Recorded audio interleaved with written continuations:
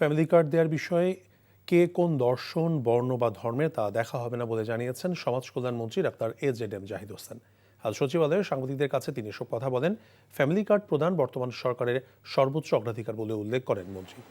কাদেরকে এই কার্ড দেওয়া হবে তা নির্ধারণ করতে খুব শীঘ্রই মাঠ পর্যায়ে জরিপ পরিচালনা করা হবে বলেও জানান তিনি। জাহিদ হোসেন বলেছেন, সমাজের সবচেয়ে নিম্ন স্তরে বসবাস করা নারীদেরকে দিয়ে শুরু হওয়া কর্মসূচি ধীরে ধীরে উঁচু স্তরে নিয়ে আসা হবে। নাগরিকদের জাতীয় পরিচয়পত্রকে মূল ধরে এই কার্ডের কার্যক্রম চলবে উল্লেখ করে মন্ত্রী বলেছেন, এর সাথে টিসিবি কার্ডের কোনো সম্পর্ক নেই।